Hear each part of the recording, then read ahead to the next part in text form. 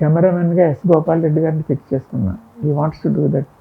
నేను నాడు ఈ సినిమాకి ఫోన్ చేసి, గోపాల్ రెడ్డి గారు మీది అసిస్టెంట్ ఎవరైనా మంచి పేరు ఎవరైనా చెప్పండి, నేను సినిమా చేస్తున్నా, నాకు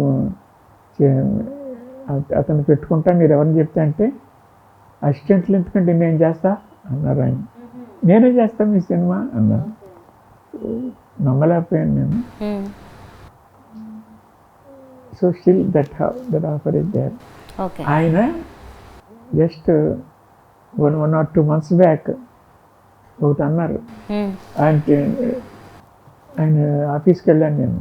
ఆఫీస్కి వెళ్తే, ఇప్పుడు ఇది నా చైర్ కదా, దిస్ ఈజ్ మై ఆఫీస్ అంటే దిస్ ఈజ్ మై చైర్ అంటే చుట్టూ టేబుల్ చైర్ ఉంటాయి. నేను వెంటనే సాహిద్ ఆల్ కలెక్షన్స్ అన్నీ చూసి, ఇండస్ట్రీలో ఉన్న ప్రతి వాళ్ళ ఫోటోలు ఉన్నాయి గోడకి, డైరెక్టర్లు, యాక్టర్లు అందరూ ఎప్పుడో మొత్తం చరిత్ర అంతా అవన్నీ చూసి ఫైనల్గా ఆయన ఆఫీసులోకి వెళ్ళి నేను అలా కూర్చున్నా. నన్ను ఇలా లేవజేసి ఈ సీట్లో కూర్చోబెట్టారు ఆయన. You fit to SIT here, not here.